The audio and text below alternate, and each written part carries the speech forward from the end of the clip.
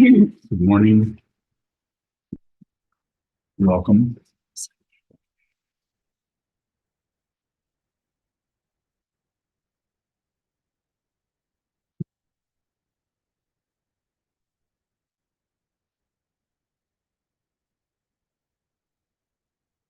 First of all, thank you for joining us this morning, and thank you for all of your help, both by participating in this spiritual community, this Sangha. Very important to have a community, very important to have a teaching, and very important to have a teaching person. So thank you for that. Please continue to help us in every way you can, including financially. We need that help, but please continue if you can. If you can't, then join us however you can. Participate however you can. This morning's Dharma talk title is, what did I say it was? What's being covered up? What's being covered up? And that was kind of inspired by your question when you were talking about covering up light, I think is how you put that. And so I wouldn't use covering up your light, because covering up your light, it's just a little bit too idealistic, and ego, that part of the consciousness that you think is real, comes and takes a big bite out of that.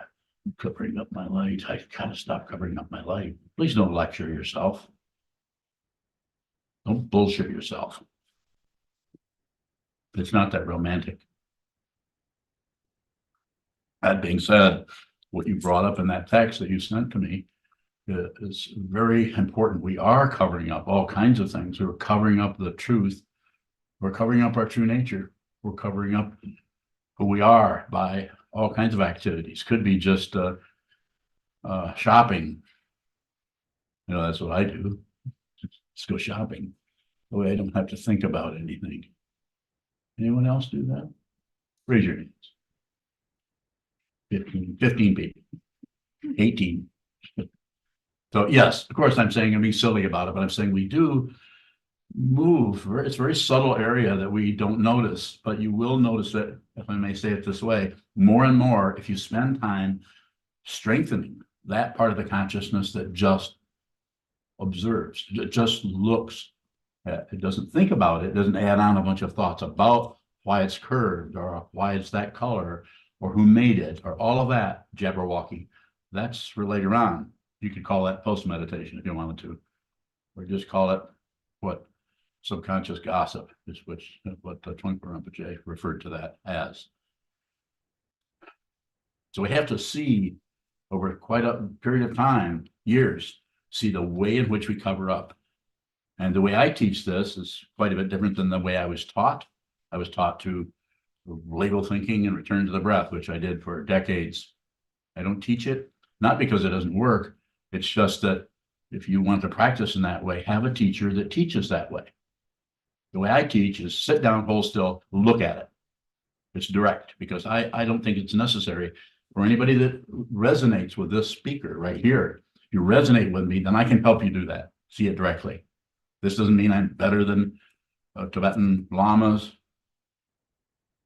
Comparison is once you leave the relative world, the not leave it behind, but leave it by seeing that it is unreal. You begin to teach out of what you're looking at. I'm not saying there aren't a lot of teachers teaching that way, but I don't think you need to follow your breath or return to your breath or stick to it. Don't stick to anything. Don't maintain anything. Don't.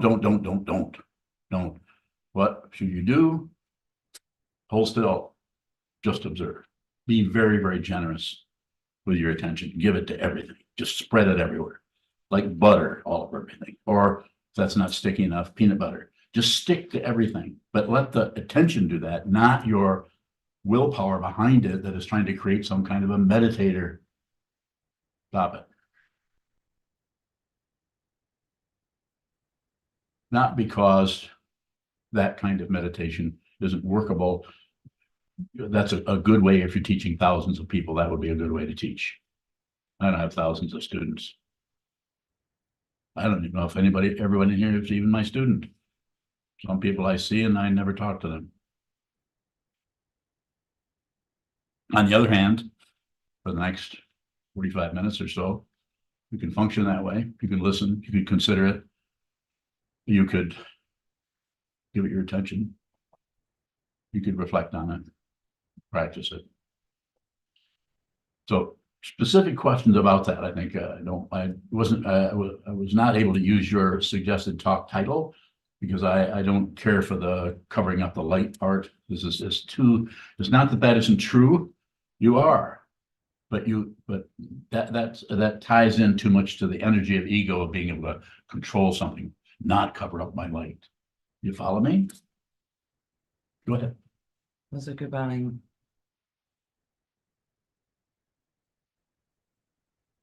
In what way can we cover up our true nature? Like, what does it even mean to cover it up? No. Let's start with the first question. Ask me that question again. And what I think I said, in what way can we cover up our true nature? Everything is covering up your true nature. Everything. This movement. That it's not about stopping doing that. 1,500 times, maybe I've said this. It's not about changing anything. It's not about not covering up. It's about seeing that you cover it up. Witnessing that, because that which is witnessing that is not a person, not a self, not a someone. It even goes it's quite a stretch to call it your Buddha nature, because then suddenly we got to return to our Buddha nature. Good luck. Can't return to something you haven't left, but you need to see that there isn't anything but Buddha nature. And how do you look at that? You look at the confusion. This is a via negativa, has been said classically. This, you look at the negativity. Don't fix anything. Do not improve. This is taught differently in Tisha's 7 points of mind training. He was teaching to a different audience back in the 12th century. Relative bodhicitta, absolute bodhicitta. Relative bodhicitta, do stuff, fix things, push this, push that, fluff this up, tamp that down. Relative. Ultimate bodhicitta, just see this. One of the slogans there in the 59 slogans of his teaching is something I just have to paraphrase. But of course, since it was in a different language, I'm probably not even paraphrasing. Remain a child of illusion. Is that close? Anyone have that memorized? Can anyone recite all 59 slogans? Well, I could, but I don't have time today. I only remember a few of them, but some of them I think have been very important. And one of them is, keep the principal witness. This is a way of pointing to that you need to see this. You need to trust yourself, not trust the content of what you're saying, but trust the space that you will see. If you train yourself, if you practice enough, eventually you will not only see what arises in the space and what moves away or what leaves, but you will actually, can't even say it that way. You will not see the space because the space can't see itself, but you will not even become aware because you're already aware. You get into this area, and we always come back to plus and minus, right and wrong, up and down, existent, non-existent, and that's the whole. That is the whole thing. You actually have to leave the relative area, although I'm using relative words to talk about something I know nothing about. It's beyond knowledge. Beyond. If it's beyond, then I can't even say, well, I'm wise and you guys aren't. Or I'm very wise, so I need to spread my wisdom so that you guys can straighten up. Sometimes it seems parental, doesn't it?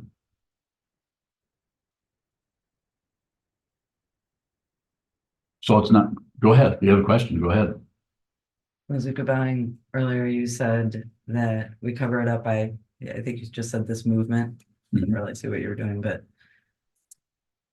it looks like we crawl into some area that's comfortable. Yes. And are hiding, but when you do that movement, it gives this impression that there's something under that, like under what? That can actually obscure something. What is that? You can do it? I didn't see your hand and I didn't hear you. You're hiding behind the computer. I'm hiding. Yes, I'm very aware that I'm hiding. I hide every time I get up here. Otherwise, I couldn't do this. What do you want to know? I'll help you as much as I can.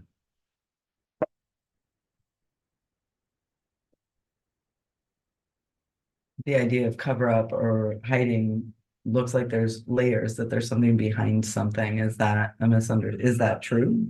Well, I think so. It's about observing that and watching that. Otherwise, you come to a conclusion about the activity and you try to change the activity to be someone who doesn't cover things up. And I'm saying you need to just look at the cover up, and then you'll see the other cover up, and you see the cover up that you wouldn't have seen had you come to a conclusion 15 minutes ago. But then you start to see that cover up, and then you see the next one. It gets more and more and more and more embarrassing. What a fool you are.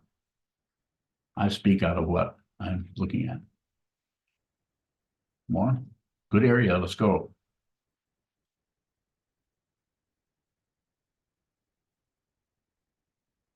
That's a good mind.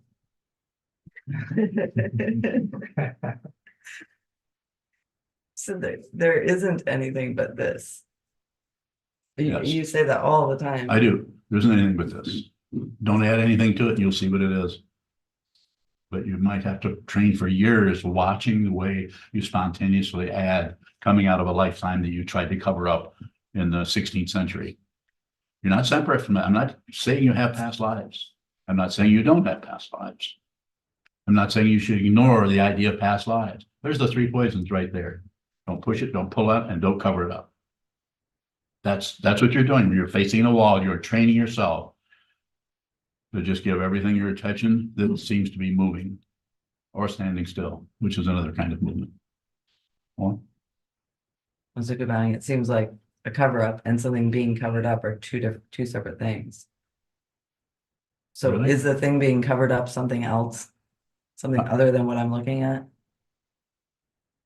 If I'm looking at a cover up and there's something behind it that's being covered up, is that something else? so if it's being covered up, you wouldn't know it was there. Would you?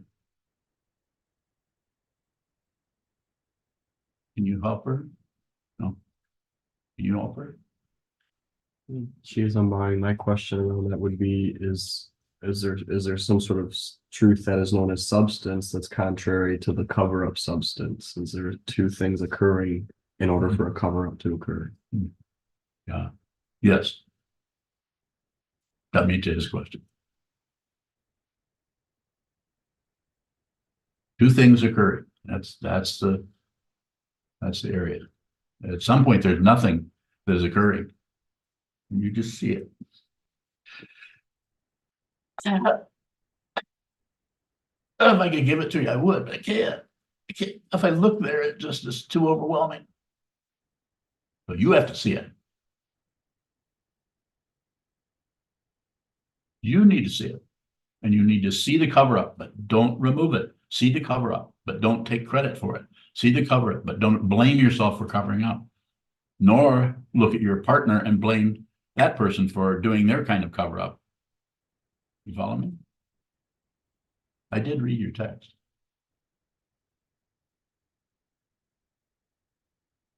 So why would I just start weeping? Is it an act? Am I trying to get your money? Do I need more followers?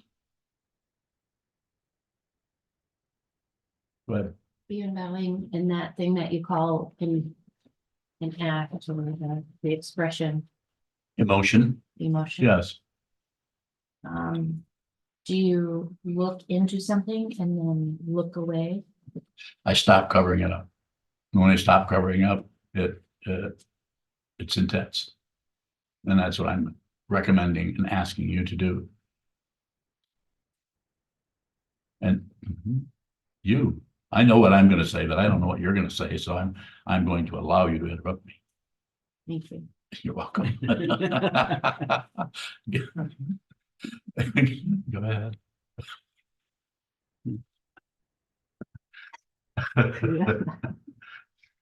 Um, your cover-ups, how are they different? Nothing is covered up. The fundamental situation has been revealed. There is no this and that. But when that shows up, it's like a stage play, very convincing. And it's even more convincing if you're no longer concerned with truth or untruth. If you're concerned with truth or untruth, that's the path. And at some point, those come apart. And when they come apart, the ego has no construct. The ego cannot stay together. The ego is totally humiliated if it's there at all. More? Did you follow what I was saying? Yes, sir. Geez, I'm bowing. If there are two things, how could one be more true than the other? Bowing. Because there aren't two things. Geez, I'm bowing. Then what do you mean by saying that there is something that's covered up? Bowing. Yes, that's the illusion. The illusion covers up the illusion. More? Geez, I think I misunderstood because it sounded like you were saying that we are covering up the truth. I did say that. And so what is the truth as contrasted with the cover up? The truth is the contrast of the cover up. Minus your extra thoughts about it, of being there or being right or being wrong or being painful or being pleasurable. Go on, more and more. Geez, it still sounds like we're looking for substance. It still sounds like we're looking for a thing that we can identify that as opposed to something else as the truth. I have to do a lot of this ground path intuition to go back to that. I don't mean to try to get away from responding more directly to what you're saying, but in order to try to return to some kind of clarity about it, we're going to need relative truth. But at the same time, we use relative truth. We also know that we can't help but lie. It's about observing the lying, observing our belief, observing our grasping of this and our rejecting of that. It's about the awareness of that. This is transcendence. And there's no one who transcends. Nothing has occurred. And there's no individual. There's just the illusion of this. More. Geez, I'm buying. Is there any way for the cover up to be other than the truth we're looking for? No. Geez, I'm buying. So how can we relate to that term cover up without thinking that that is other than the very thing we're looking Go ahead and look at it that way. Are you really thinking me or you're just bailing? Really, because it's a long drop. It's a long drop. If you believe in height, you're going to fall. Yes, sir. Thank you. Thank you for the help. Yes, sir. Geez, do we see through the cover up? Yes. You see through it. Keep going. You don't stop. I'm not done with you yet. We do. We see through it. So if we see through the cover up, why don't we have some kind of a conclusion that it's a cover up and that we probably should stop covering things up? What is missing or misunderstood there? I'm asking you the question. You can come back with another question if you have one. Still showing good. Oh, I thought we were right at the edge of the cliff. I was getting ready to shove you.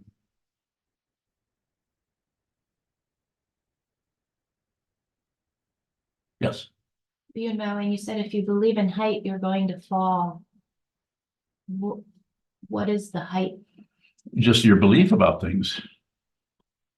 We believe or we disbelieve. So very similar, belief and disbelief. So we take a position, but also to be somebody who doesn't take a position is also a position. You cannot get away from the relative truth as long as there's a body-mind complex still functioning here, wearing clothes, waving its arms, hands. You can't get away from that, but you can see that it's unreal. And then parts of it you may go along with, and other parts of it you may just watch and not particularly participate in the thinking process. Especially when the thoughts start arising about right, wrong, up, down, back and forth. They did it, I did it, she did it. He shouldn't do that. They shouldn't do this. Even if it's totally verifiable and correct, and you could take it to court and win every case. Relative truth. More. Beyond bowing, I'm wondering about what is the experience of falling when there's really nowhere to go?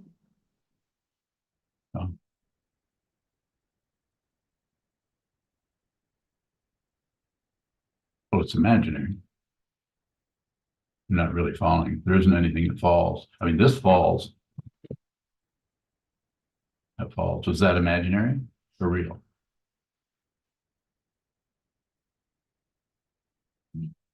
Hmm? Don't know. Did you hear it hit? Did Did, you see it fall? I Don't you did. believe your own eyes? it disappeared as far as I could tell, it's hiding. No, but it's well trained. Yep. So what am I endeavoring to do? I mean, it's kind of a silly going back and forth, but it is what traps us is we start to reach in a particular area, like something falling, and then we need some kind of concrete foothold or something to grab onto. And that gets more and more refined as we go along on the path. The ego, as a self-centered part of the mind, gets better and better at stopping, starting, and having the illusion of some kind of a success going along until it just gets to the point where you either finally hear what your teacher's been saying, or you finally meet a true teacher who won't save you. Well,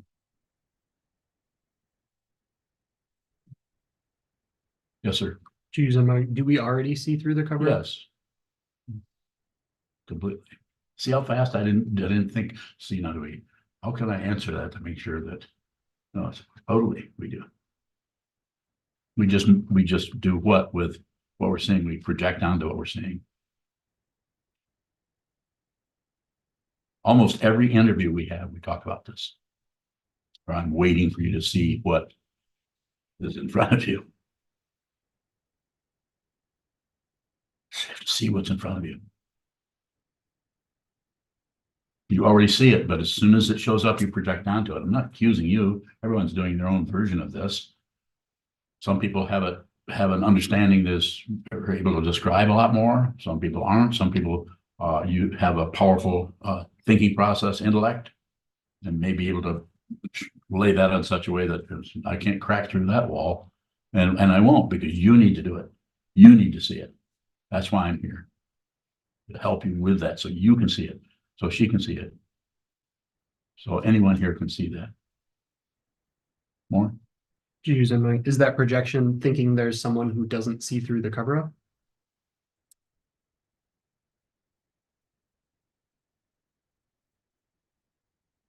It's a combination of things like that. There could be layers of that where it wouldn't necessarily go that way, but might go another way. The ego, self-centered part of the consciousness, is adept at covering things up and opening things up and getting credentials in all directions. It's about, as you've heard me say this over and over again, it's about coming back to the awareness of what is happening, not what is happening, but the awareness of it. You're slowly making a transition over from thinking about, concluding, evaluating, judging, right and wrong, up and down, back and forth, passion, aggression, ignorance, open fear, and so on, all of the polarities, to seeing that it's just this.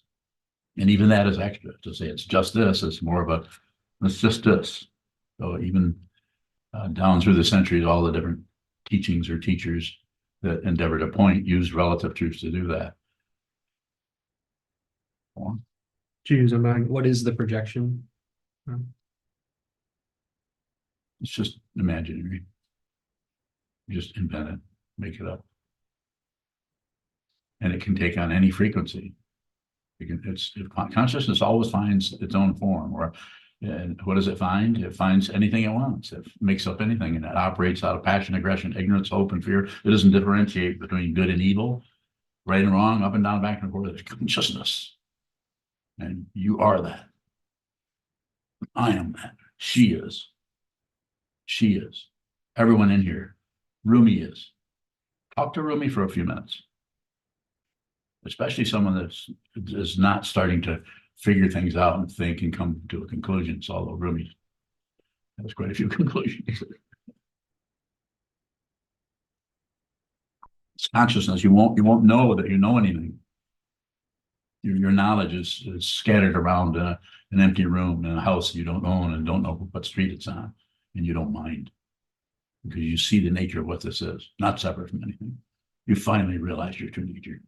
The war is over. Listen to me. Consider what I've said. Consider it. You don't have to believe it. I don't want you to believe it. Consider it. It's beyond this, and it's not separate from it.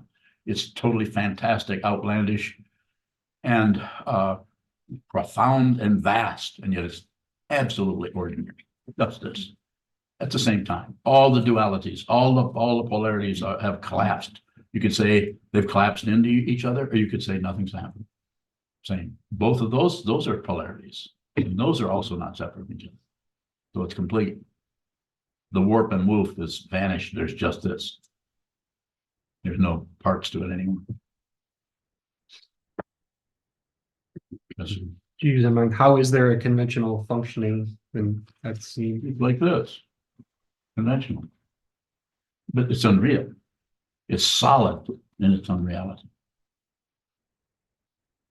You notice how you can do this right now, but if you went to sleep and just were in the dream consciousness, you couldn't do this unless you jumped up a table and then you dream up some knuckles, and everything's put together that way. It's just running on different frequencies. This one happens to be an intense, very low vibration frequency of biology. That's unreal. And you can see this. You can see this yourself. You don't have to believe anything I say or anything the Buddha said or anything anybody said. You get to see it. But you have to be persistent, insistent. Don't give up. Find the direction and go there. And the direction needs to be into the dark, not into the light. That's why I don't particularly agree with a teaching that might say, don't cover up your own light. There are several teachers out there, pardon for the nose stitching. There are several teachers out there that teach in another way because that's the only way those people can be reached. They have to be reached through power of positive thinking and fluffing everything. We're wonderful and we're great beings and all about self-esteem and getting a healthy, whatever that is, ego. No, you have to, the way I understand it, it's because the path that the way I was pointed and what the energy I had to deal with was horrible. I'm not saying it's any worse than anyone else's.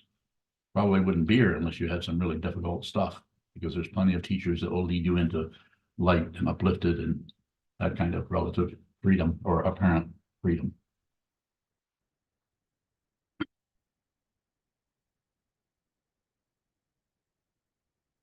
Sokuzan, you said that we already see, or Juzan asked if we already see what's being covered up, and you said yes. So is the cover up itself the self-delusion? Are we deluding ourselves that anything can be covered up? Any polarity you come up with doesn't work, but it will work with a relative situation you're in when you're sitting at the kitchen table, something like that, or having a conversation with somebody.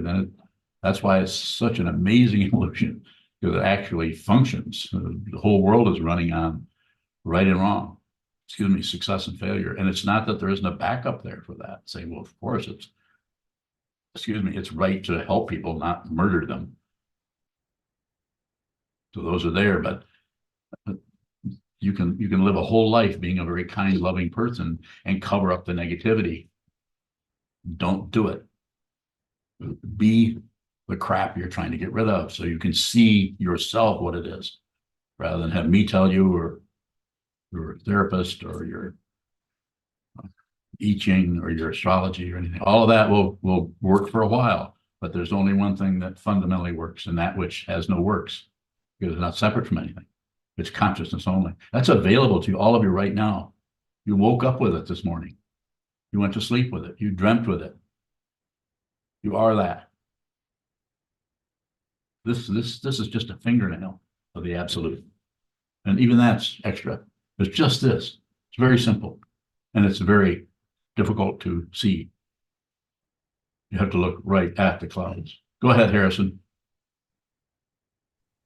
Harrison Bowing. So is what's being covered up and what is covering, and that so is sorry.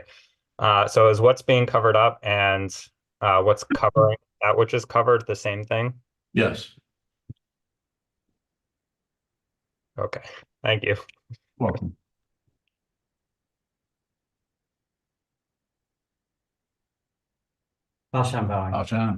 It seems that if we apply any effort to the uncovering, that's completely counterproductive. So how do we work with the uncovering on the cushion? About Just observe it. Allow yourself to get worse. We all experience this. Anyone who's spent any time, especially periods of being in retreat, 3 or 4 or 5 hours of sitting, you eventually get into that area where you say, this is impossible to figure this out. And it's impossible to even see it. It's impossible. It just feels like failure, failure, failure. Do it anyway. Do a lot of it. Do as much as you can.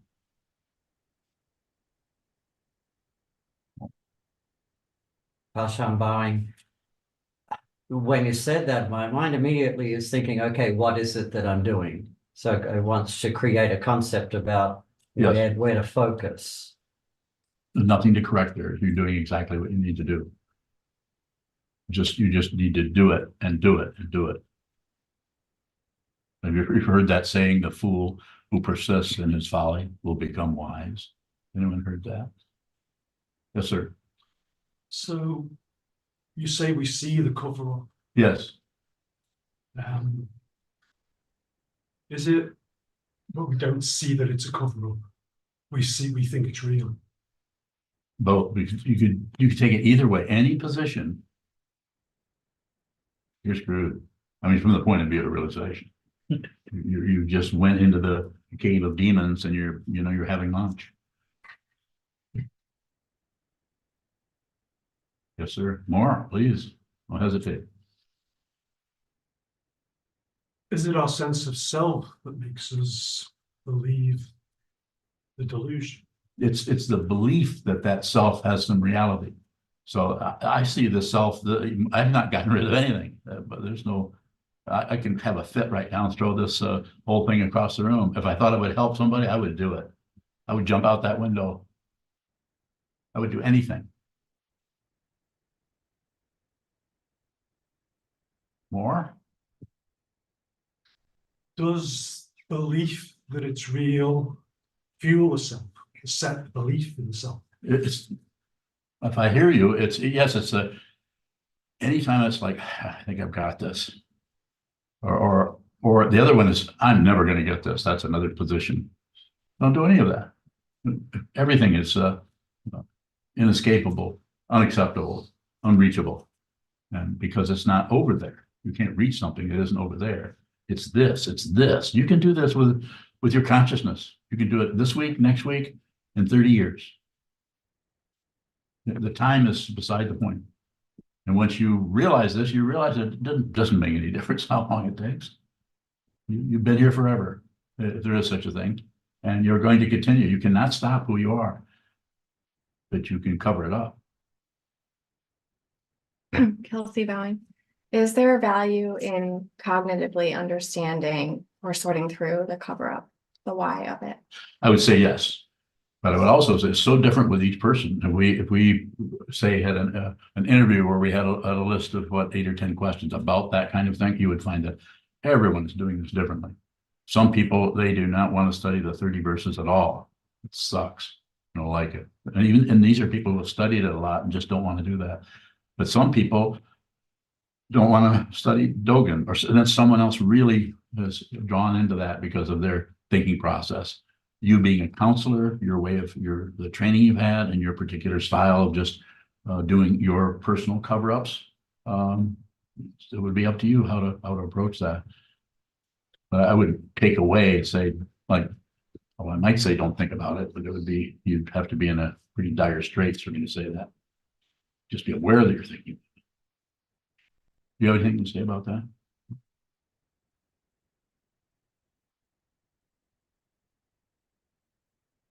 What? Kelsey Bowing, I think it was last week you talked about helping. What is everything being helpful? Yes. How can we tell if the cognitive understanding of a cover-up is helpful or not helpful? Don't look for helpful or not helpful, because then you're sorting and then you're backing into it and trying to understand if what you're doing is correct. It's a right and wrong mentality. It's not that there isn't a relative right and wrong, but we need to operate out of our awareness. You need to lead with our awareness. And this is what you're training yourself to do when you practice chicken toddler. Sit down, hold still, watch the movement, so that that which is observing, that aspect of consciousness that you can't locate, you can't find that area that is like has this great objectivity or something, because even that is an illusion. Objectivity, it implies what? Objects. So you're doing it. My feedback for you, the most strongest feedback I can give to you is sit a lot. Make sure you can do it. Be stubborn about it. Sit down, set up a time, sit there, look at the wall. Do it here in the monastery, do it at your house where you live. Find time to do that. We've talked about that some already. Just the more you can sit still and just not know what the hell's happening. Takes a while, especially for someone who is working with people by helping them understand what they should do, relationship stuff. I don't know too much about what you do, but I have an idea. And I would say continue to do that. Full steam ahead in that area. Continue to help people however they show up. You won't see the way you're changing your relationship to them, but it will start to happen. Maybe it's happened already. Quite often it happens as less meddling. You just see that really you just need to be nice to people and support them and let them know they have somebody that will listen to them. Very important for any person working with others. More? Yeah. Was it good? More? Speak right out of what's happening right now. Sure. Everything just looks heartbreaking, but that sounds like ego. Doesn't matter. Everything is ego. And there isn't anything is ego, because ego is unreal. So it doesn't matter if there's an ego. If it mattered if there was an ego, I wouldn't be able to sit up here. I'd be so embarrassed. And am I embarrassed? It doesn't matter. You could make fun of me and humiliate me right now, and would I get my feelings hurt? Of course I would. Of course I would.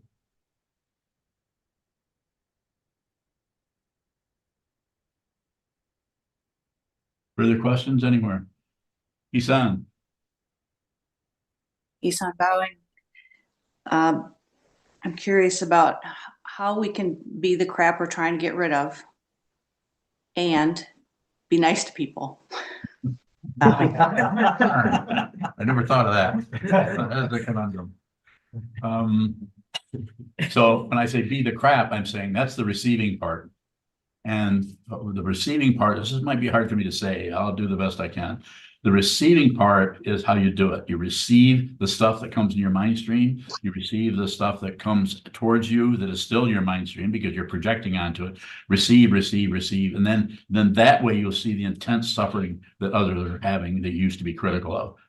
You used to hate them because they were so full of themselves. And so I'm not talking about people who are necessarily being mean to you, but people who are just believe so much in their self-centeredness and their autonomy and their sovereignty as a separate person.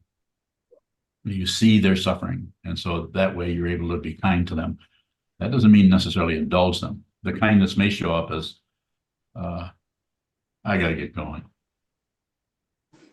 It could even be I think I've heard enough of your story today. It could be that simple.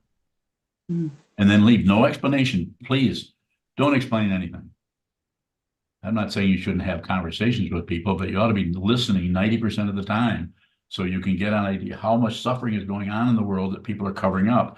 Unless you've watched your own cover up in your own mind, not gotten rid of it, not succeeded at not covering up, but unless you've watched that and been responsible for what happens in your mind stream, it will be very difficult for you to not make things difficult for others, because you will blame them. And no one's to blame. There is no one is to fault for anything. If you think otherwise, then you're going to want to punish some people and reward others. And this is the very nature of relative truth, is to believe in that right and wrong, which some so-called religious organizations promote that good and evil stuff.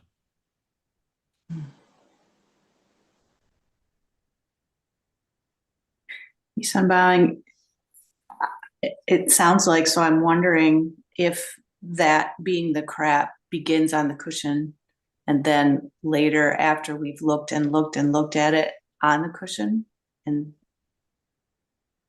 I don't even know, begin to see, then it's then we would see that off the cushion in a conversation with someone, recognizing their suffering.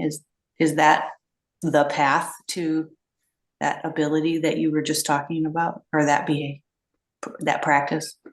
Yes, that would be a way of breaking it down. Could show up differently with different people with different dynamics. Some of the teachings go into the Buddha families, the different ways that we manifest completely different than other people. So there's countless ways because there are countless people, but the nuance between those different kinds of energies, the energy that shuts down, the energy that pushes out, the energy that, that reinterprets and reinterprets so that it's more palatable to us. So just so many ways of doing it. So important thing is just train your mind. So you are responsible for your own craziness. Don't fix anything. Thank you. Thank you. Bayun. Bayun bowing. Is the cover up ignorance? Bowing? Yes. And it's a stylized form, so it can show up lots of different ways. You can cover up just by distracting yourself. Sometimes we'll be listening to someone and we'll just start thinking about something else. The next thing you'll notice, if you have some awareness going on there, you'll notice that you're daydreaming about something. It has nothing to do with the person that is coming at you with syllables and consonants and what are those other things? Parts of speech. And you look like you're going, yeah, well, yeah, I see what you mean there. And actually, you're totally thinking about something else, not listening to them at all. And quite often, you will meet somebody that knows that, and they might even say, "Are you listening to me?" And then you can be honest and say, "No, actually, I wasn't. I was totally distracted by something else," which might surprise them. Go ahead, Fayun. Bayun bowing. You say we should not try to get rid of the cover up. Yes. How do I, if I see a cover up, how do I not function out of ignorance? Bowing. So since you're asking me that specific, let's be more specific. Tell me, give me a better idea of what you're working with there.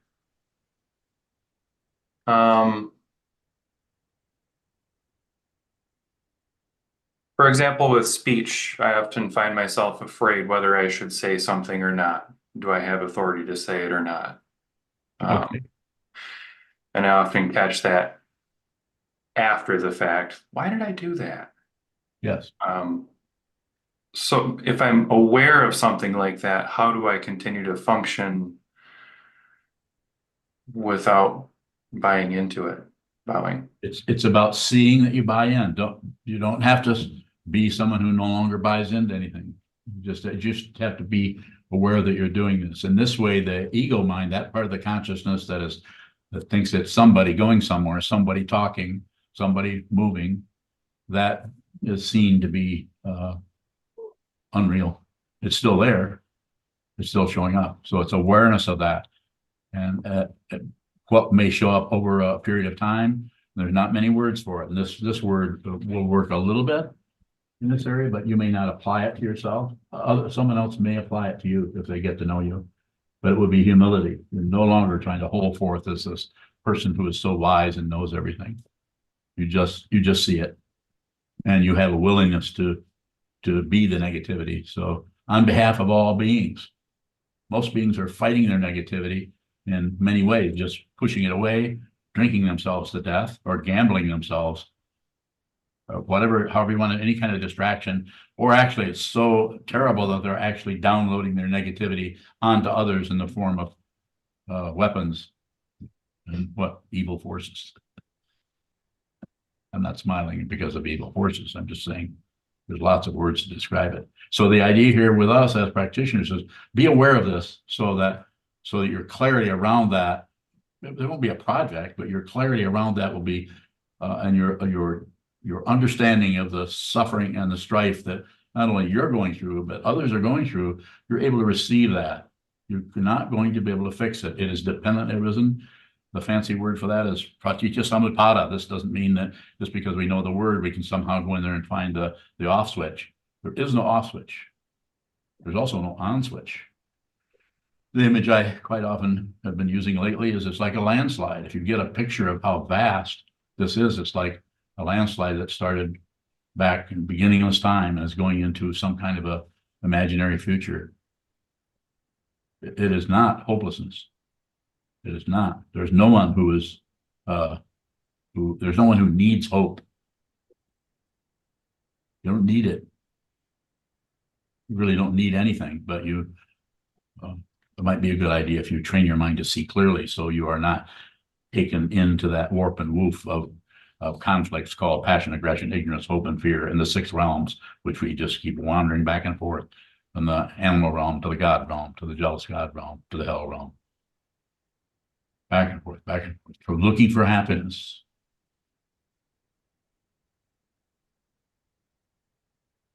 Thank you. Certainly. Any other questions on Zoom? There's like 40 windows open here. Wulong bowing. Along, go ahead. Sokuzan, what is benefit of the doubt without hope? It's just an open dimension. Hope is something where you're pumping something into it to keep you from looking at the total desolation and disappointment that is staring, looking right in the face of ego. Ego does not want to lose. People teach this differently. Teachers teach it differently. And I say, look right at it. Look at the desolation. Won't fix anything. Won't cover anything up. I'm not saying you go in and just be hopeless, but you can look at what is hope. Hope is a kind of a creation where we even hear people who seem to be totally sane until they say, well, what gives you hope, Jim? And then Jim happens to have some kind of idea of who he is, might actually say, hope? I don't need any hope. You need hope, then that's a cover-up that won't let you see the complete desolation that's in front of you, the horrible suffering that human beings are going through. Won't cover anything up with hope. More? Wulong bowing, you often say you can do this. I do. That's very helpful to me. Good. Does it matter whether it's called hope or not? Well, what does he want to know? Because that's a little obscure over here. Does it matter if it's called hope or not? Wishful thinking, complimentary hors d'oeuvres. I mean, any kind of cover-up would kind of take us away from something. Okay, so when I'm in a very tight space, yes.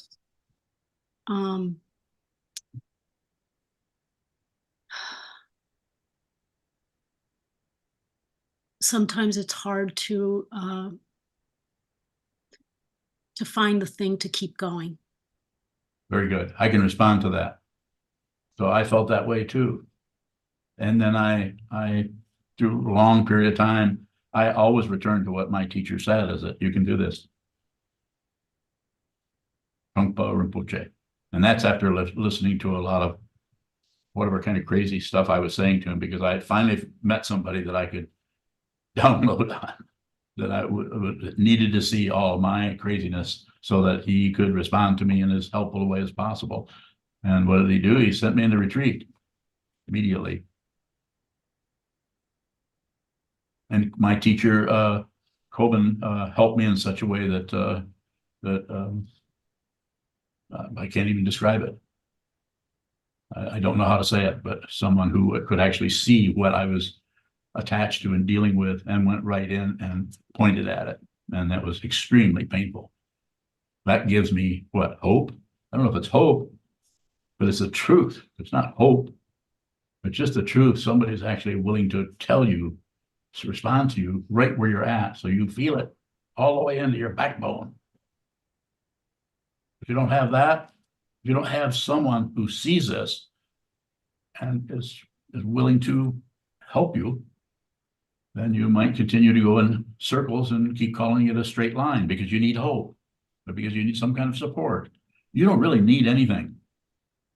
If you think you need something, then you're going to be going in circles. I would say sit down, hold still, and see what this is. There isn't anywhere to go. There is no journey. There's ground, path, and fruition, but the fruition isn't, there is no. See it. If you're interested, that's what I'm about. That's why whatever time I have left here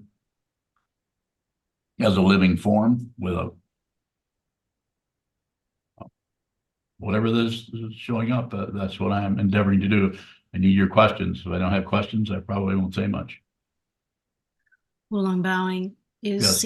Does seeing what this is require that you trust suffering? Trust the suffering?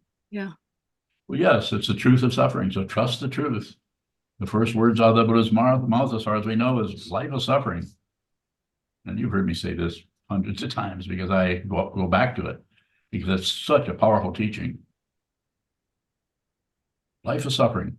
Nerve endings are everywhere, and we're very, very sensitive, not only in our fingertips, but in our everything, to the pain and the pleasure and the neutrality. Receive it, receive it, receive it. It's all non-differentiated in consciousness until we pull it apart and try to ascribe this and blame this and credit that and do something with it. And what is the instruction there? As far as I'm concerned, is just watch that happen. Won't fix anything.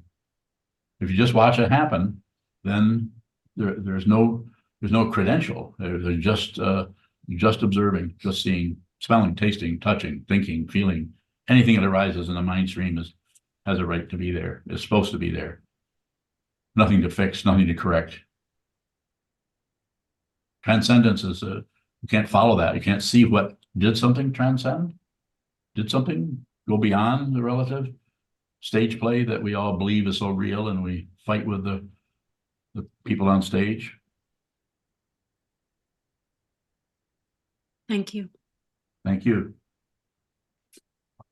Can take a few minutes more if there are more questions. If not, we can also stop. Go ahead, Yuan. What is awareness?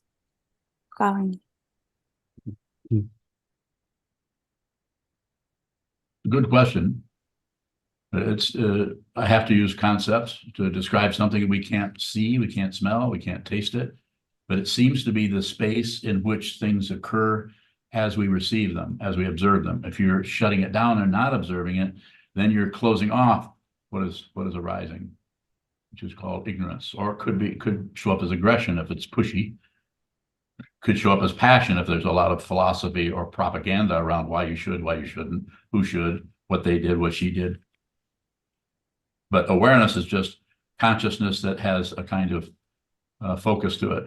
When I teach opening the eye mind, we're looking at a painting, and we look at the center of that painting, and I call that the eye spot. So put your eyes right there, and then use your peripheral vision to move around and look at it. And there's a certain structure that has developed over the years about what is a way to do that, to really understand the relationship between the vase that's on the table and the open window, where the plants are hanging outside the window, and possibly the figure that is reclining on a couch.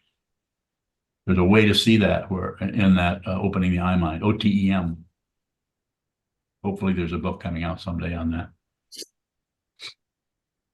Yes. The awareness that I call is based on my own space, could be location. How can I know my awareness is the same as what you are describing? It's consciousness. It's just consciousness. You're fine. Just continue to do it. But to say, how can I know? Then we're actually leaving the very thing we're endeavoring to understand for some kind of relative construct that will satisfy the ego. So the ego, not just your ego, but my ego, will have some kind of a conclusion about it. There is no conclusion. But if there is a conclusion, then we've stopped investigating. So this is why it's necessary to look right into the darkness, look right between the trees, which are your ideas, your concepts, your hopes, your fears. Look right between them. It's all the space in between the trees, not the trees. But you have to see the trees first in order to see that there's a gap between them. Look at the gap, receive the gap. That's the nature of awareness and consciousness, spoken of in different ways. Bowing. I have one more question. Are Please. there any differences between the observation on the cushion and off cushion? Bowing. Yes, so it's going to show up differently with different people, but on the cushion, the instruction is sit very symmetrical, hold still, and watch what moves. So what shows up in your mind stream might have all kinds of stories about your children or about your business situation, the school you teach at, and friends might have all kinds of things. And just the idea is you're training yourself to just watch those things come and go. Watch the story show up and fade and come back.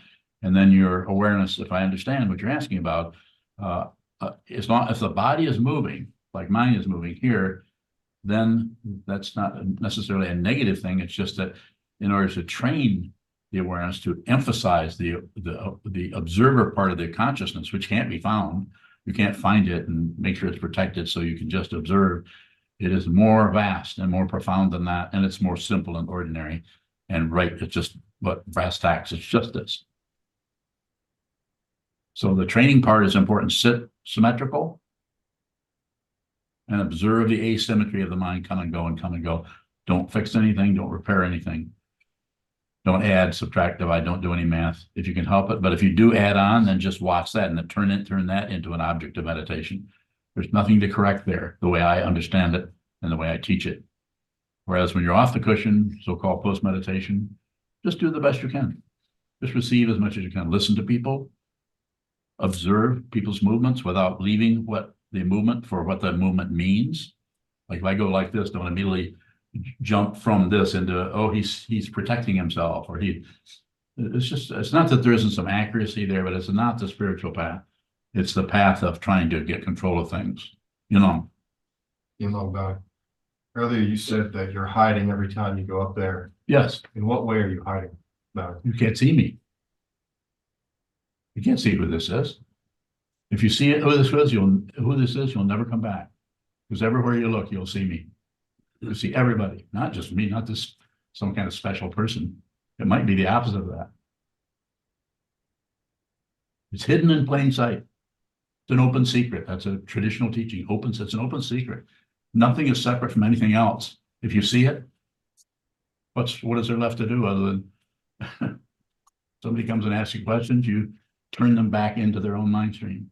Go back, see what this is, see yourself, see it yourself. Don't believe anybody, but don't ignore what the teacher says. It's the Trungpa Rinpoche talks about that in one of his books. I think it's a cutting through universality of the guru. The universality of everything. If you're a student, everything is teaching you.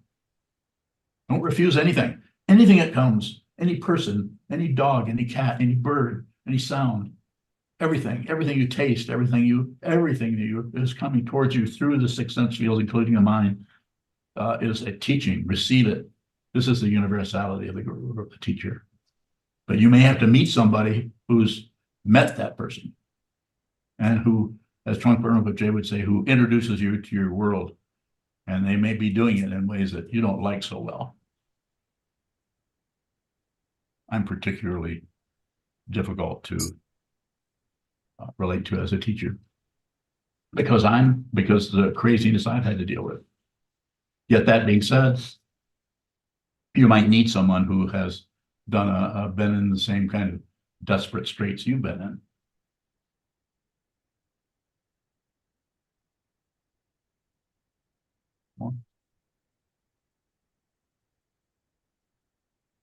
Further questions?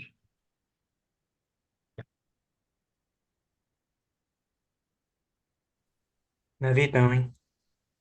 Naveed, how are things in Iran? Good, Sokuzan. Thank you for asking. My question is, what is the practice of opening the I mind develop into? Bowing. So opening the eye mind is just emphasizing the visual consciousness using paintings, art. So to get you to help you see especially the paintings that are famous, you could say it that way. And you get to see why they're so famous, because the equilibrium, the balance in things that are all over the place, disheveled, you see that the one who put those together put them together in such a way that they did not miss anything. They did not see separations. They looked at the separations and saw the underlying equanimity that is already the case everywhere. That's all you see. If you awaken to what this is, you won't see anything to correct anywhere. But you'll meet people who think otherwise. So you might have a few students or not. Maybe you won't be a teacher. But opening the eye mind is to sit down, hold still, and look at a central area in a painting, and then use your peripheral awareness to do that. And there's several exercises for that. And as I said, I'm working with Kayun is helping with me with a book on that topic, which I've been working on that for a long time, longer than I've been meditating. And I've been meditating for a while. So anyway, it's a way. Hopefully that'll come out someday and you can read it. Did you have a further question on that, Naveed? Navid bowing. What does the I mind sees? Bowing. So in the exercise, the eye mind, you have a focus. So you look at a particular spot and you hold your gaze there. That's the eye spot. You hold your gaze right there. So the next time you go in a gallery, or maybe there's paintings in your house or something, find a central area, look right at whatever's in the center of that. It may be the handle of a teacup or something on a table. Hold your gaze right there and then move your peripheral vision around using several different techniques. One of them is to look right there and take in everything that is green. Take in everything, and the next one might be take in everything that is round. Take in everything that has a triangular shape. And you'll be amazed at how the consciousness will tie into that, because it's already just flooded with all of these concepts. So you use the concepts to move from the conceptual mind thinking, the fourth skandha, into the visual consciousness, and actually start to empower the visual consciousness to see something as it is, rather than see something and add all your stupid thoughts about it, or your concepts, your ideas, your constructs, and your ways of protecting the self-centeredness so that you get to know stuff. So you can do it with almost anything. If you understand the principle behind it, then you can just do it without instruction. But if you don't, then you might need the instruction of how to move the awareness around using colors, using shapes, using objects, using alternation. Sometimes I have people alternate between the back of their neck to what's in front of them. So they include the body, working on something right now which has to do with body awareness while you're looking at a painting. So I could say a lot. I probably should just give a whole talk on it one of these days. Further question, Naveed, before we go elsewhere? No, thank you. Yes, sir. Any final questions before we close?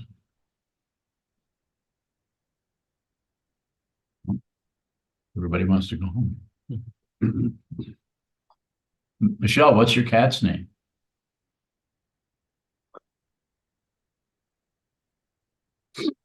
Sonia. Sonia? She wants to get out of the animal realm. Yes. Well, she's this is a start. You can just, and cats already sit a lot, so you got that covered. Thank you. I can't. She always comes. She always loves Zoom meetings. Yes, good. It's quite often quite interesting. What was it? Whose cat? Was it Robin's kitty that passed away? And her cat would always come up and sit and look right in the screen. Beautiful. Sonia likes to stare at you. Yes. Just saying. Yes. I think it was Robin's kitty. Her name was Dot. Okay, well, I guess we can go elsewhere. We can close. Thank you so much for attending. and for your questions completely.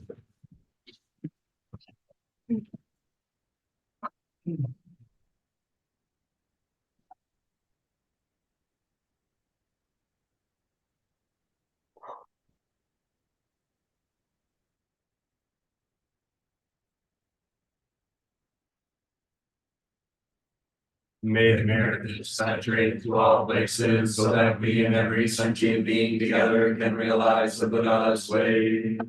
Ji-ho, san, shi, shi, ji, son, gu, san, mu, gu, san.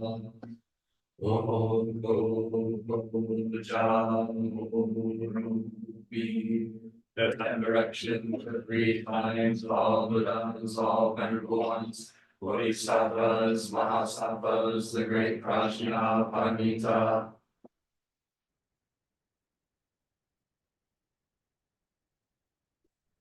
O Buddhas and Bodhisattvas of the 10 directions of the 3 times, please hear us. Please come down out of the light and protect Sokukoji Buddhist Temple Monastery, our Sangha, families, friends, and visitors. Heal everyone who is unhappy, sick, or suffering, and fill them with light.